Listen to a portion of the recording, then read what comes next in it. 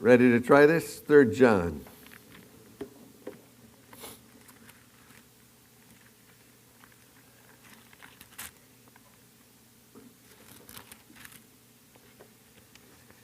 I think we'll just read the whole thing and then we'll come back to it. How's that? You want to try that? It starts out, it says, the elder. So that's who it's from.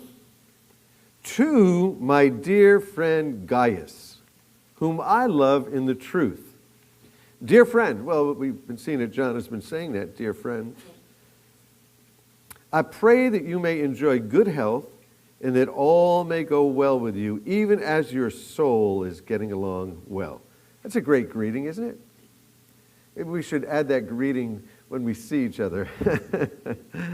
I pray that you might enjoy good health and that all might go well with you, as your soul is getting along well. It gave me great joy when some believers came and testified about your faithfulness to the truth, telling how you continue to walk in it. I have no greater joy than to hear that my children are walking in the truth. Dear friend, you are faithful in what you are doing for the brothers and sisters, even though they're strangers to you. They've told the church about your love. Please send them on their way in a manner that honors God. Give them a big offering is what that means. It was for the sake of the name that they went out, receiving no help from the pagans. We ought to therefore show hospitality to such people, so that we may work together for the truth. I wrote the church, but Diotrephes, who loves to be first, he won't welcome us. So when I come, I'll call attention to what he's doing, spreading malicious nonsense about us. Not satisfied with that, he even refuses to welcome other believers. He also stops those who want to do so and puts them out of the church. Dear friend, do not imitate what is evil, but what is good. Anyone who does what is good is from God. Anyone who does what is evil has not seen God. Demetrius is well spoken of by everyone, and even by the truth itself. We also speak well of him, and as you know, our testimony is true. I have much to write you, but I don't want to do it with pen and ink. I hope to see you soon. We'll talk face to face, or through Zoom. Peace to you. The friends here send their greetings. Greet the friends there by name. And so the designation of believers as friends, and we said a couple of weeks ago that there's a Christian group of people who call themselves the Friends. They're connected to the Quakers, and they call themselves Friends, and they have their Friends meeting house. They meet together as friends. So is there no, nothing there, huh? Okay, so we're going to look at, in this here, it's divided between safe people and unsafe people.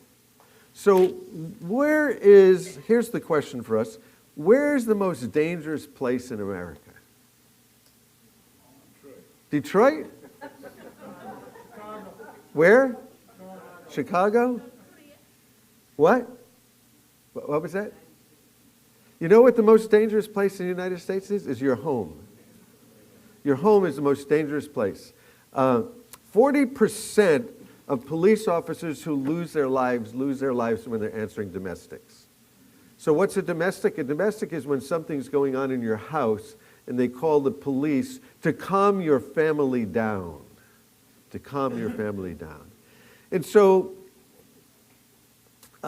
if the home is dangerous, you shouldn't assume that people who live in homes and then people who are part of churches, that they're not dangerous as well. Right? People are dangerous. And so John is going to write about safe people and he's going to write about dangerous people. And there are dangerous people in our homes and there are dangerous people in the church. So there's actually, in this passage, there's actually 4 people that we're going to look at. There's John, the writer of the letter. There's Gaius, whom it's addressed to. There's Diotrephes. I can't even say his name. What will we call him? Let's call him Dion, all right? Diotrephes, who he likes to be first, and then there's Demetrius, who he's a good guy. And maybe there's 5 if we include ourselves as the viewers. And maybe you could call this 3 good guys and 1 bad apple. But it's the good guys and the bad guys, the safe people and the unsafe people. And if you look at this letter, there's something that's missing, something that's obviously missing from this letter. Anybody can see what it is as you go through it? You know what's missing is the name of Jesus. Jesus isn't talked about in this letter. This letter is actually the correspondence between two church leaders. So we get to go behind the scenes and see, what do those church leaders talk about when they're together?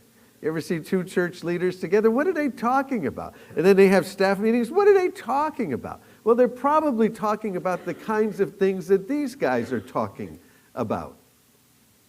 They're talking about trouble that's going on, and troubled people, and people that are giving people grief, and people who are taking the name of God and confusing it in the eyes of people. Because these guys are church leaders, and some of these church leaders are presenting a distorted image of God and who God is. So we're getting to eavesdrop on their email. We're getting to eavesdrop into their meeting. We're kind of like the NSA. Anybody know what the NSA is?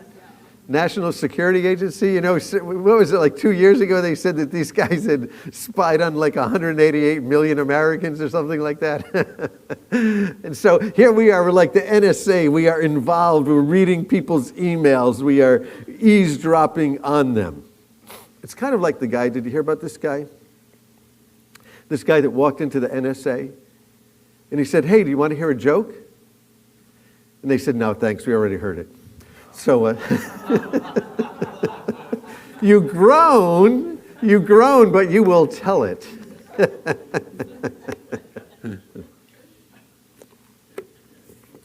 So you're being listened to. What's new? So there's the friends, there's the people. What safe people look like, their qualities, their traits, and their characteristics. What can you learn about safe people? Because John is safe, Gaius is safe, Demetrius is safe. And so the first thing that you see is that safe people are friends. Friends. You're supposed to be able to depend upon a friend. In fact, Proverbs tells us that sometimes it's better to have friends than even family, because friends are close to you and sometimes family is far away. And so it's good to have friends, and it's good to have trustworthy friends. It's a terrible thing when you have a friend who you think is a friend who turns out to not be a friend, right? And so the Bible speaks frequently of safe relationships between people. I love the way the King James says it. It says, "The elder unto the well-beloved Gaius, whom I love in the truth." So what's a friend? A person whom one knows, who likes and trusts you. A person with whom is allied in a struggle or a cause. One who supports or sympathizes with you. It's good to have friends. And John addresses several of these people as dear friends. Frequently he says that, dear friends. But John also is not afraid to call people out and to name people. Now that's kind of interesting. You imagine if we were naming people, maybe we should name people. The safe people and the not so safe people. Some people say that a dog is a man's best friend. Is that true? It might be, because dogs have qualities that a lot of our human friends don't. Emily Dickerson said that dogs are better than human beings because they know what's going on, but they don't tell. And dogs as opposed to human friends, dogs never talk about themselves, but they sit there and they listen to you while you talk about yourself, and they keep up the appearance that they're interested in the conversation. So maybe in fact they are. Who knows? But there was a study at Duke University about friends, and they said that the number of people who say that they have close friends is, they say they have two close friends. Two close friends. And that's being reduced even more. Friends are a real commodity these days. people you can trust, people who won't turn on you. Part of the reason for declining friendships is just the world that we live in. Part of the reason is increasing distance between our three major circles: where we sleep, where we work, and where we shop. And sometimes there's just a great distance. You know, if you have two people commuting in a family, sometimes they're going 30 miles in each direction. They're separated by 50 or 60 miles in the course of a day.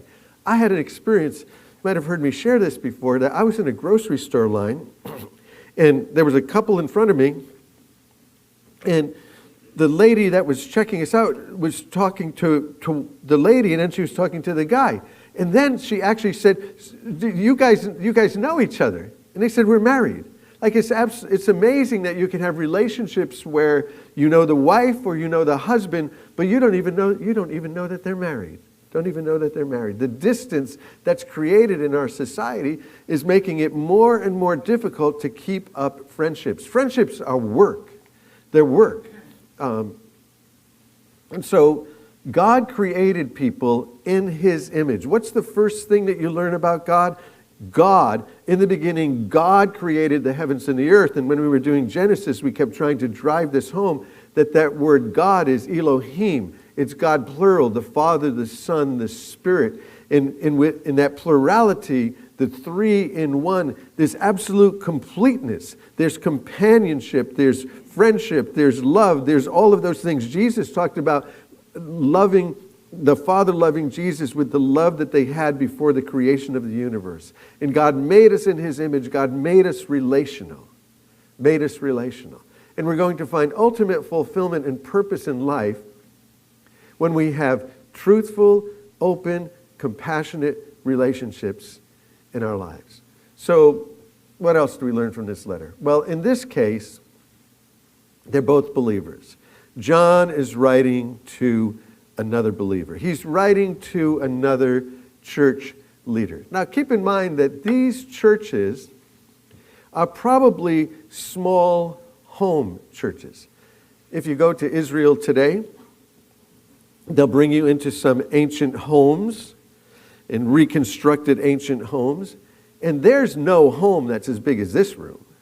There's no such thing as a home that is that big. In fact, in those homes, if you had 4 children, they're probably all in the same room, sleeping in the same room. It might be that you only had one room and everybody slept in those rooms. Though the houses were small, and the fellowships were probably small.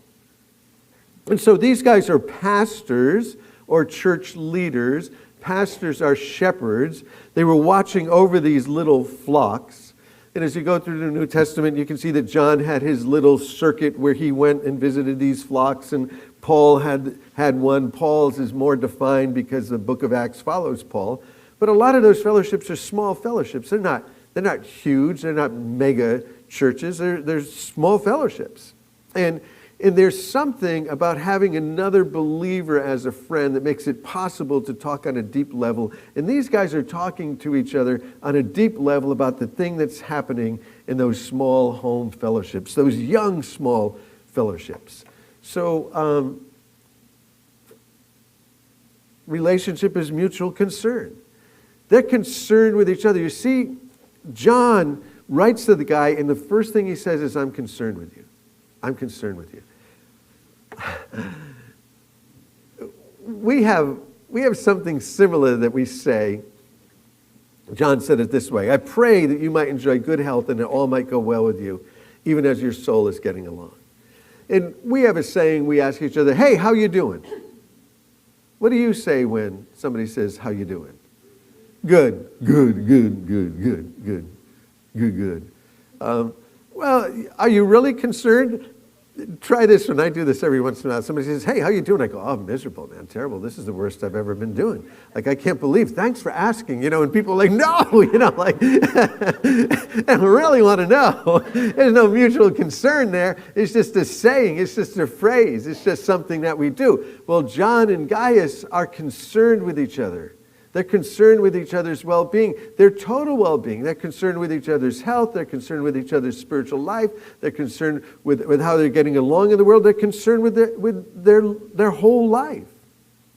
So friendship is something that involves mutual concern. Somebody said that a friend doubles our joy and halves our sorrow. A guy that started Youth for Christ, he said, my goal in life is that at my funeral to have 6 people who are not looking at their watch waiting for it to end. Well, it's a tough thing to do. It's a tough thing to get 6 people that care about you. Speaking of funerals, usually if I have a jacket on, it's because I did a funeral in the last week or so. I did one this Tuesday. I did one for Ian Poudret. Ian is the son of Steve Poudret. You heard us for the last couple of years talking about Lebanon, and we went to Lebanon to this church that had 8 people and had 8 people for 8 years, it seems like, and no worship leaders, no children's program, no technology. And we went there to try to reach the area and to try to turn it around. Well, it's turned around. They have 3 worship teams. They have children's curriculum. They have technology. They have a pastor. And they're on their own. They're on their own. In just a week or so after they did that, Steve, who his son was 30 years old, living with him at home, he went upstairs and his son was dead. 30 years old. Now, Steve had a son and a daughter. And his daughter, when she was 22 years old, died of an aneurysm. So be praying for that family. I mean, they're just like going through it. They are going through it. And the tie, I was going to wear it this morning. I should have worn it because people were wearing tie-dyes, because Ian, although he was 30, he liked all the tie-dye music. So gave an invitation there and had at least 10 responses. I had people, put their heads down and then look up at me. And at 10, there were way more than 10. I just had to stop counting because at 10, this lady, I said, if you prayed with me, I prayed this prayer and then I prayed it again. And I said, if you prayed with me, put up your head. And heads started popping up, boom, boom, boom, boom, all over the place. And one lady in the back, she said, I prayed, I just prayed, I prayed. I thought, man, people are wanting to get saved here. And so I couldn't count anymore. That I lost my count in what she was doing. But friends, are relationships of mutual concern. They care about each other. They care about what's going on. Safe people are friends, but safe people are always growing. This is one of the byproducts and one of the benefits of being born again is that when you're born again, you start growing again for the rest of your life. And many of us know this. Do you have high school friends that you've reconnected with? And a lot of people have reconnected with high school friends through social media, people they haven't seen in years, and now they're reconnecting and they're talking. And what I find is that, not exclusively, but I find that there's enough there to say that it seems to be a pattern that the friends of old that I know who haven't come to Christ, a lot of them are still kind of in the same place. They're kind of doing the same things, thinking about the same old things. And the Christian people, there's always something new happening, learning something new, growing. Things are changing, experimenting with this thing, meeting new people. The great thing about becoming a Christian is if you don't have very many friends, then you start meeting more people. Because people are getting born again all the time. In this room, people are getting born again. And they become your friends. They become your companions. And so safe people are always growing. They're not just staying in the same place. When you stay in the same place for too long, you start to become protective of that place. You start to become protective of those things. You don't want to lose those things. So you want to have so many things that you can't even keep up with them. So if somebody comes and takes them, you're like, good. Yeah, I had too much to do anyway. This guy that we're going to see here, he's holding on to everything. He's totally controlling everything. Diotrephes, holding on to everything. He's a controlling guy. He doesn't want anybody else to mess with it. We'll get to him in a minute. So it's a journey, and safe people are always growing. When John says, I pray that you're doing good, he said, I pray that your body's doing well. I pray that your soul is doing well. I pray that you're doing well. Body, soul, and spirit, balanced people growing all the time. And the next thing you find out is that safe people are connected to other people. They're connected to other people. In the Christian world, a lot of people talk about accountability. I believe in accountability, but accountability is only accountability if you're willing to be accountable. And you can say you're accountable, but you can be living a dual life. And you can get in accountable relationships. I know people who've been in accountable relationships that have been living a double life. But when you're connected to people, and you're connected to people in honesty, then your friends tell you when something's going on. They're not afraid to tell you. Maybe they are afraid to tell you. But because they love you, they will tell you. And maybe they'll find an interesting way to tell you. But they'll tell you. They'll tell you. So let's just move on here. Gaius, safe people connected to other people. Gaius is faithful, predictable, and dependable. Anybody ever been here to Old Faithful? Stinks, doesn't it? It smells there. But it's faithful. It'll come up. It'll do it. And so some of us are predictable, and we need to have faithfulness that people can depend on. John and Gaius could depend on each other. They were faithful. Gaius was one of those let your yea be yea and your nay be nay kind of a guy. And so isn't John, being faithful. And so there's safe people and there's characteristics of safe people. And John and Gaius are safe people. What else do you know about safe people? Safe people are infectious. That you get around them and you like to be around them because they're safe. You'll come and you'll hang around with them. And they're also givers. They're infectious and they're givers. One of my, I love this thing about infectious. One of my mentors used to say about spiritual growth, about life, about all of those things, that the disease is easier caught than taught. What did he mean by that? Like, get around people who are doing it. You want to be a safe person? Get around people that are safe. Get around people. Because the disease is easier caught than taught. You can talk about it, but you can teach it by being around people. And safe people, in verse 5 and 6 here, watch this. Dear friends, you're faithful in what you're doing for the brothers and sisters, even though they're strangers to you. So what happened in the early church was that when John and Paul would go around and start these little fellowships, you can follow the circles. Their circles get bigger. They go out and they start this circle, and the Apostle Paul does that on his first missionary journey, starts a circle. And when he circles back, he goes and visits those places that he went to. Then his circle gets a little bit bigger. And he brings people, he goes back to his home church, picks up people in his home church, and goes back to that circle again, visits those places. The circle gets bigger, and he picks up people there and is dropping them off. So picking up and dropping off, and the circle's getting bigger. In his third missionary journey, same thing. The circle's getting bigger and the number of people involved are more. And dropping them off. And this circle ends up becoming a circuit. For Paul's circle, for John's circuit. And these people would just sort of go around in these circuits to these home fellowships, to these small fellowships all throughout the Mediterranean circle.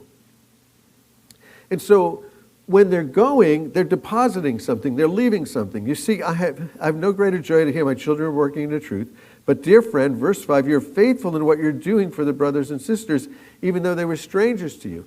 So people that were in John's sort of circuit, John was sending them to those places and they were receiving them. And they were teaching, maybe they were teachers, maybe they were prophets, maybe they were evangelists, helping people come to Christ or teaching people how to lead people to Christ, or maybe they were prophets talking about, what's going on right now and how we need to be responding, or maybe they're teachers teaching people the Bible, but they didn't know who they were, but they knew they were connected to John, and so they'd receive him. They'd receive him. And it said they've told the church about your love, so they had a great experience when they were there. Please send them on their way in a manner that honors God.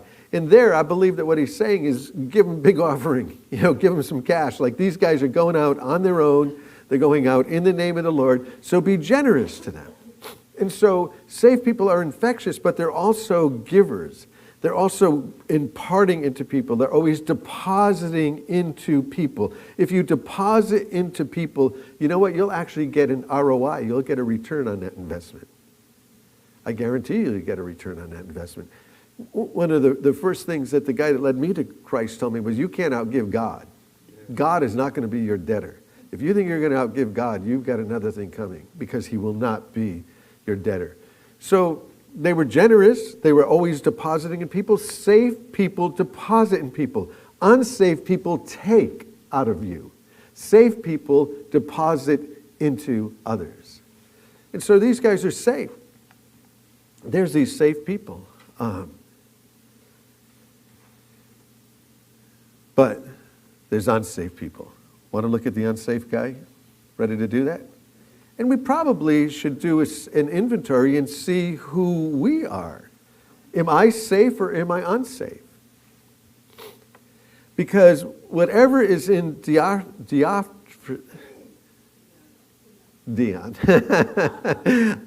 But then I don't know, there might be a Dion in the room, so I don't want to do that to you. So I wrote to the church, Diotrephes, who loves to be first. Well, probably don't need me to comment on that one. He loves to be first. And he loves everything that comes along with being first. He will not welcome us.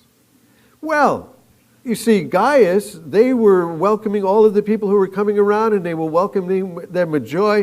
And when they left and they went back to wherever they went back to, Tennessee or California or Oregon or Wisconsin or wherever they went, when they went back, they said, man, those guys were like amazing. Like, it was amazing how loving that church was. Man, I went there, I felt like I could have stayed there.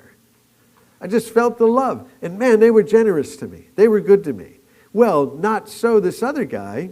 You see, he wants to be first, and he won't welcome anybody. He doesn't want anybody in his sphere. He's got his little thing, and he's going to hold on to it, and he's going to get rid of anybody that tries to come into it. John said, so when I come, I'll call attention to what he's doing. You said it today, he'd say, I'm going to call him out. I'm going to call that guy out. Because he spreads malicious nonsense about us. He's unsafe. He's unsafe. He had to be first. There's no room for sharing of the task. There's no room for sharing the responsibility. There's no room for sharing the position. And there's certainly no room for sharing the credit. Well, what happens if you share the credit? If you share the credit, then people think that those people did it. I know a lot of people, safe people, who I've heard them give credit to people on their team. And I sit there and go, they didn't do that, he did. He did it, and then he just gave all the credit to them. Well, that's good. That's a safe person. He's just always giving credit to others. And if you give credit to others, you know what? God's going to give you something to do. But this guy, he couldn't share anything. He couldn't share anything at all. He's ambitious for distinction. He wants to be distinguished. There's no room for you. It's his thing. He's an excluder. He's a divider. In the Bible, warns you about divisive people. It tells you to stay away from divisive people. It says warn them a few times and then get out of there. Get out of there. Because divisive people are not trying to solve problems with their judgments, their declarations, and their observations.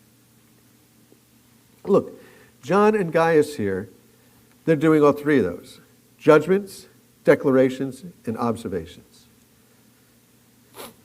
But they're doing it to try to solve problems and to try to bless people and to try to help people. But controlling people, all of their judgments, all of their declarations, all of their observations are not for the benefit of others. They're to try to keep themselves in their place. And in fact, many times people like this, these unsafe people, are trying to get you away from the people that bring balance into your life so that they can have a colleague in their own corruption. Like keep good things away from you. Well, get away while you can. Get as far away from that as you can, as quickly as you can. Unfortunately, sometimes the right thing to do is to just point out what unsafe people are doing, like John said in verse 10. Spreading malicious nonsense about us. Maybe we should get that phrase into our vocabulary. Malicious nonsense. Hey, I heard somebody say, oh, that was a bunch of malicious nonsense. Not satisfied with that, he even refuses to welcome other believers. And he also wants to stop those who want to do so and puts them out of the church. This guy is totally controlling people's lives with everything that they do. And John, the apostle, he's not going to put up with it. He's not going to put up with it. Unsafe people try to keep safe people away from you. So safe people aren't defined as spiritual or unspiritual, but by what they do. Again, all you have to do is look at what they are doing. So John, we're going to do this real quick, and then we're going to come to where's the gospel application in this. There should be a gospel application in every book, I would think. John is writing about church leadership. Safe and unsafe, but he's writing in the context of church leadership. And those principles are universal. They'll work anywhere. But it's church leadership here that he's discussing. And the definition of leadership is what? It's just simply influence. It's influence. A power affecting a person, thing, or course of events, especially one that operates without any direct or apparent effort. It's just sort of there. And so both the safe and the unsafe people are offering leadership, showing the way to go. I love the way in Israel, because their army is so small and because they have so many enemies all around them, they've created a military concept that they call cells. And with a cell, they get 12 soldiers, male and female soldiers. And each one of those cells has somebody who's the point person of that cell. So you have your little cell, and you have your little 10 or 12, and you are in command. And the way that you're in command is you don't sit there and tell people, you go over there, you go over there, you go over there, you do this. The way that you lead your cell is you go first. You go first. And as you go first, they follow you and they help you with what it is that you're doing, but you go first. And if you fall out, the next guy comes in and he goes first, and everybody helps that thing happen. So leadership is going first. It's showing the way. And Jesus taught this. Paul taught this. Leadership by example, to guide or direct the course. Well, they're both giving examples of leadership because they're both leading. They both have a flock. They both have things they're responsible for, but it's different kinds of leadership. One is inspiring and the other one is controlling. And so the simple definition is that it's influence. And here's some appropriate godly leadership things you can learn from here. Is that you want to build around love, friendship, and unity. That's what John is doing. He's writing to his friend, my dear friend, I love you. Hope you're doing well. John's trying to bring unity. John is sending people out. John is depositing in people. John is giving other people credit. John is seeing the thing explode. He's seeing people develop. Don't you think that when John sent some of these people out, he probably was like, oh man, I can't believe it. I heard Chuck Smith one time. He had a radio station in Southern California, and he had all these young guys on the radio, and He said, sometimes I'd be riding down the road and I'd be listening to these guys on the radio. He said, and I'd be thinking, oh, no, no, don't say that. Don't go there. But you let them go. Let them go. They'll get it. It's built around unity. It's built around friendship. It's built around the right priorities. It delights in people, and it delights in people growing. Well, that's not what the unsafe leadership is doing. What they're doing is trying to consolidate more power, consolidate more attention to themselves. So delighting in people growing. Humility. Cooperates with the whole church. You see, John and Paul, they understood church with a big C. They also understood church with a small c. You know, church with a big C is a universal church, you know, the church that was existing in the first century, the church that exists today. And you need to get a good view of that there's the church with a big C, that it's universal. Nobody's ever seen it. It's everywhere. All the continents, the different languages. But there's also church with a small c. Well, which one should you honor more? You shouldn't honor either one of them more. You should certainly honor the church with a small c, these small fellowships. They should be honored. They should be accepted for what they are. And so the big C as well. So it cooperates with the whole church. The small c's cooperate with the big C. Committed to world evangelization. That's what John and Paul are trying to do. John and Paul have left their home, they have left the place of safety, and they are going out and this thing is spreading. Well, the unsafe leadership is going to stop the spread of the gospel. Going to stop it right there, and they're going to consolidate everything to themselves. All the time, all the money, all the resources, all the stuff, they're going to take it to themselves. And John and Paul, they're going to spread it out. And so safe people or a safe church spreads it out. Spreads it out. Each locality reaches out beyond its own locality. And how do you do that? You do it by sending your best. Seems to be a risky proposition to send your best. Why would you send your best? Like, keep your best, send your best. There was a group of missionaries, they had a 100-year prayer meeting. They were called the Moravians. And the Moravians pretty much evangelized the Mosquito Coast along Central America and the Caribbean. The Moravians tithe their people. Tithe means tenth. Did you know that? People think tithe means just giving. No, tithe means tenth. That's what it means. And so they would tithe their people. So they would look, out of every 10 people, they would look for one person to actually send those people out. And one of the things that the Moravians did, because they were living in the 1700s, 1800s, trying to evangelize their little section of the globe that they took, the Mosquito Coast, along Central America, Costa Rica, Nicaragua, the Caribbean. The Caribbean was a hotbed of wholesale for slavery. In the islands there, that's where they'd wholesale out the slaves. They'd go from Europe, they'd go to Africa, they'd get the slaves, they'd bring them to the Caribbean, and from the Caribbean, they'd wholesale them out to all of these other places that they were going.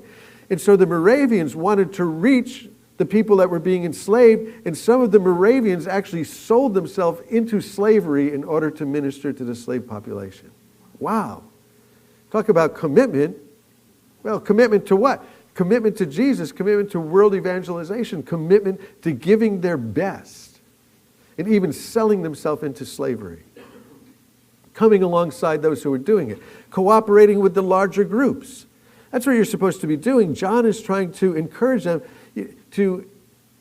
to help the larger groups, cooperate with the larger groups, cooperate with what's going on, become part of that. Now you have a small C, you have a home fellowship, get involved with that home fellowship, love one another, learn, grow, have potlucks, have friends, do all that, but be committed to the larger thing. And when these people come through that are committed to the larger thing, support them. Get behind them. Give them money. Give them prayers. Give them love. Make them want to come back there. Make them want to tell their friends, you should go there. Well, why should I go there? Because if you go there, they'll be really nice to you. They will take care of you. They will watch over you. They'll pray for you. They'll send you on your way, and then they'll stick with you, and they'll follow up with you. Well, where are they going to get the resources to do that? God will give the resources. And so they're dependent on God's provision. Verse 8, we ought to therefore show hospitality to such people, so that we may work together for the truth. Working together for the truth. Interdependent with body and gifts. You see, the unsafe leadership was taking everything to themselves and getting rid of all of the gifts that could be given to them. I have a strange view of gifts of the Spirit in that I think that individuals have gifts of the Spirit, but I think movements and denominations have particular gifts as well. Some movements are just given to evangelism. Some are just given to justice. Some are just given to the poor. Some are just given to teaching.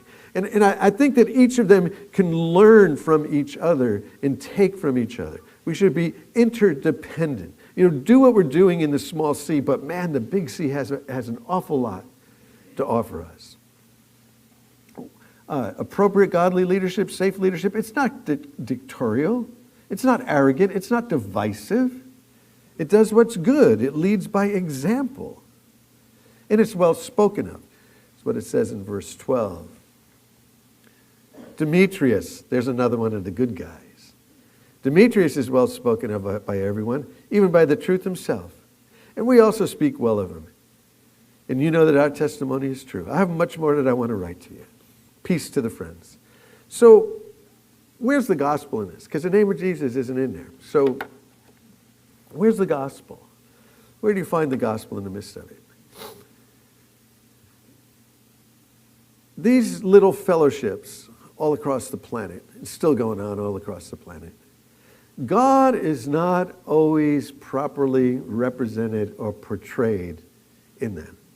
And in the early church, if we can learn anything from the early church, from the young church,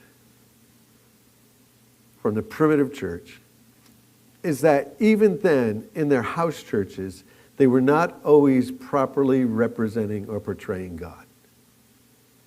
And the fact is that when you don't properly represent or portray God, it gets people confused and moves them away from God. So what would they think if they were familiar with the fellowship with the unsafe leadership? They would think that God is grumpy, that God is controlling, that all God wants to do is take things from you, but all he does is want things from you, and that you need to be part of this little circle and no more, and no more, just us, and no more. And you would get yourself into, and this is quite a danger, and there's a danger right now. So I'm not a prophet, but I can tell you prophetically that the danger right now is that there is being created in the Church of Jesus Christ a us-them mentality that I haven't seen in my 40 years of ministry. Where thems, and those, the thems aren't only the ones outside of the church, it's also the ones in the church. Now it's becoming a division within the church, the us and them. And man, it is deadly. And it will stop the forward spread of the gospel like that.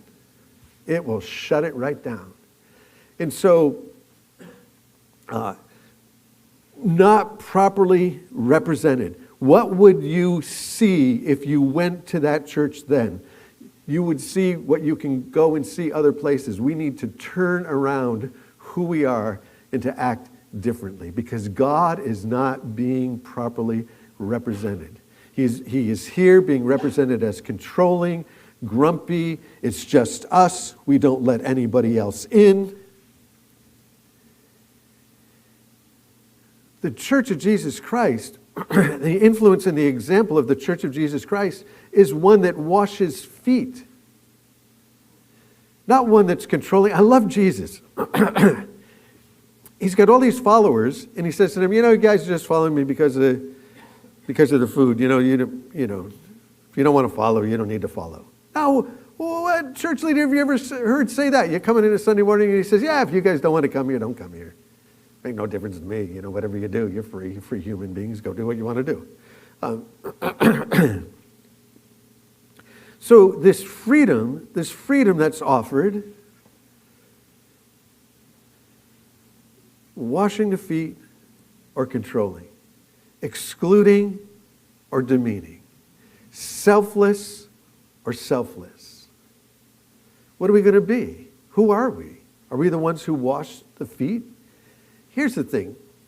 Play with this one this week. That God is in control. But he's not controlling. If he was controlling, you'd be doing every single thing he wants you to do because he would make you do it. You would be like a robot and he would control your arm movements. You'd be like, why is my arm moving that way? Because God is moving. I don't want him to move my arm that way. He is in control of his universe. But somehow the paradox of God, and you can't figure this out with your head will explode, is that God is in control, but he's not controlling. And God wants us to have free will, and he wants us to choose, and he wants us to choose to wash feet. And he wants us to choose to portray who he is. He wants people to come back home. That's what he wants. And John is trying to create an atmosphere where people can come back home, where it's safe. And when they get there, they can grow. And when they grow, they can give. And when they give, they can meet new people. And when they meet new people, they can send out their very best. And they can meet people that are coming through, and they can send them on their way. And they can know that that they're participating in the evangelization of the earth.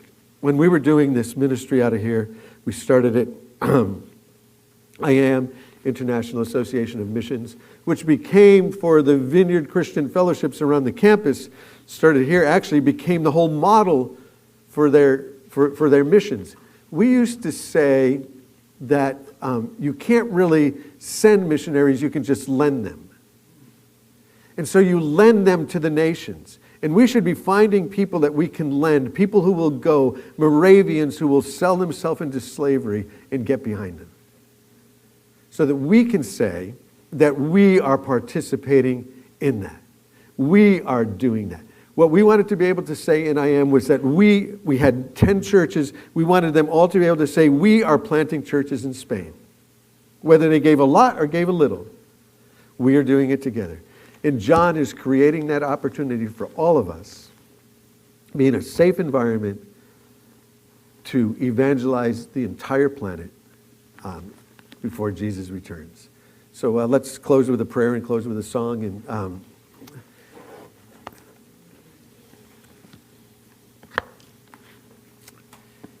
so, Lord, we would like to be safe.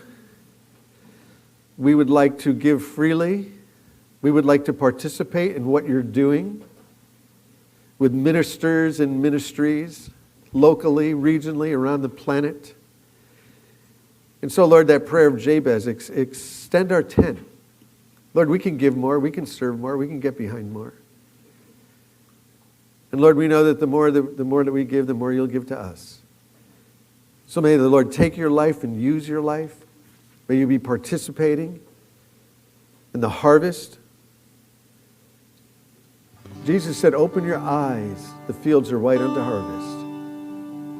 And Lord, would you keep us from being a divisive people? Lord, would you keep us from being in us and them? Lord, would you keep us from being us and those people?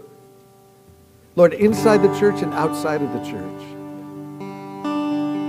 So may the Lord bless you and keep you and make his face shine upon you and give you peace. Let's stand and sing.